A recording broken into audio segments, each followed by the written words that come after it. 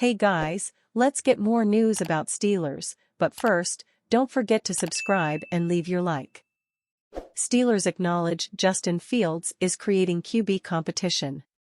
One of the biggest stories out of Pittsburgh Steelers training camp has been the calf injury to Russell Wilson, which kept him sidelined for the first couple days of camp.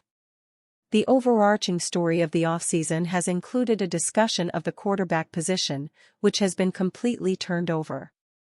When both Justin Fields and Wilson were brought in, the discussion of who was to start was immediate, with Wilson being named the starter going forward soon after. That being said, due to the injury to Wilson, Fields has had an opportunity to prove why he deserves the starting job.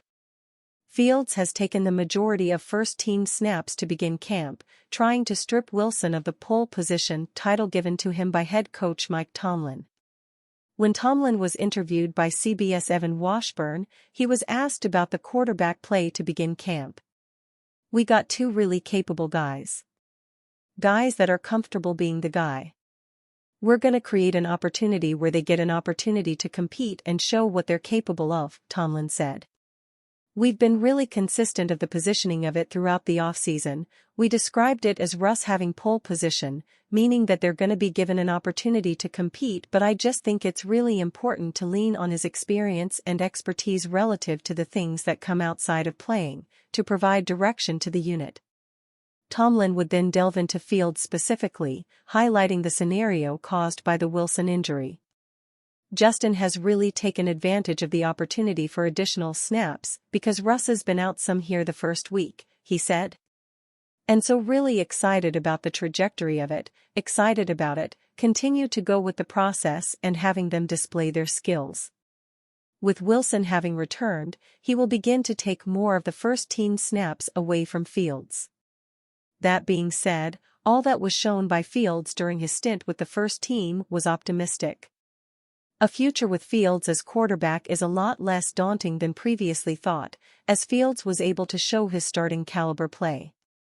Fields will have 3 preseason games to show his talents in gameplay situations, starting with the Houston Texans at home on August 9th.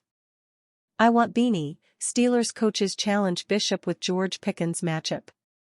The Pittsburgh Steelers are certainly taking a long, hard look at rookie free agent CB Beanie Bishop Jr. Things may change as time moves on, but so far, they are throwing everything at him, seeing how he responds.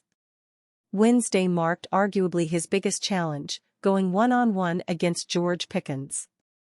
Chris Adamski of the Pittsburgh Tribune-Review writes that defensive backs coach Grady Brown specifically called for Bishop during a red zone drill in which a defensive back has one-on-one coverage against a receiver. Fellow rookie Ryan Watts stepped up when Pickens lined up, but Brown called for his slot cornerback. George Pickens is 6'3", in case you need the reminder, and Beanie Bishop Jr. is 5'9". The wide receiver has a half-foot height advantage here, but that's what Brown looked for. No, Adamski wrote of Brown shouting, "I want Beanie." According to Adamski, Bishop won his first rep against Pickens, and then Brown called for the same again.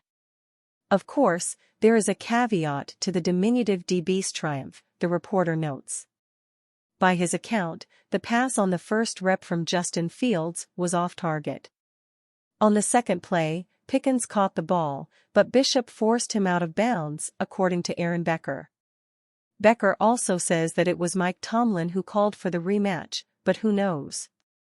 A college free agent rookie out of West Virginia, Beanie Bishop Jr. signed with the Steelers in April. He made some noise during the spring, but even he didn't anticipate the extent of his work in training camp. The Steelers have consistently run him with the first-team defense throughout the first week of camp. And throwing him at George Pickens' feet was just the latest step in their feeling him out. Bishop said that Grady Brown just wanted me to get that work in before games when some teams might have a bigger guy in the slot and try the slot fade and things like that, according to Adamski. Just being able to get that work in right now is crucial. The Steelers have a history of angry little men in the slot that Bishop wants to live up to. You can take it back to William Gay, whom Tomlin drafted in his first year here back in 2007. After Gay came the prototype, Mike Hilton, followed by Arthur Mowlett and Shandon Sullivan. The Steelers hope they have found their next big hit with Beanie Bishop Jr. While they did not draft him, they also did not have a 7th-round pick. They did prioritize signing him by offering him a $25,000 signing bonus, fairly large for Steelers college free agents. "I always just go out there with the mentality that I am going to win," Adamski quotes Bishop as saying. "I don't really plan to lose, other than if my technique is bad, and technique can always be fixed. Mentality is hard to coach." I think it's fair to say that Bishop is showing he has the mentality for the job. But he still has a few more tests to pass before they trust him with it. With Cameron Sutton set to serve an 8-game suspension, they need to be sure right away. Steelers LB suffers knee injury. The Pittsburgh Steelers defense lost a competing member of their linebacker group after second-year edge rusher David Perales was carted to the locker room with what appeared to be a knee injury. Perales went down early during practice, holding his knee while rolling around following a run on the goal line. He then stood up and limped to the sideline where he was evaluated by trainers. Shortly after, he was carted to the locker room for further evaluation. Perales came into training camp with an opportunity to make the 53-man roster. After spending most of last season on the practice squad, the undrafted free agent out of Fresno State came back to Latrobe with an open roster spot and his eyes on cracking his first 53-man team. The Steelers will wait for further evaluation from the medical staff before knowing what to do with Perales.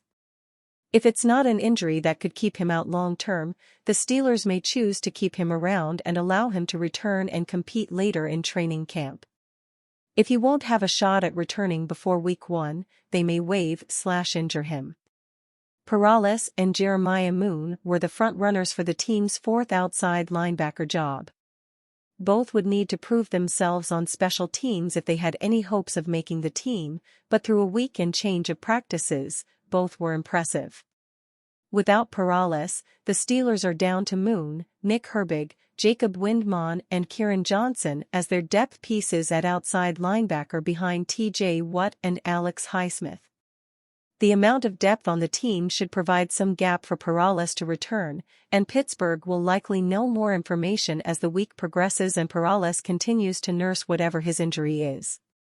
And you, fan? What do you think of the situation of David Perales? Leave your opinion in the comments.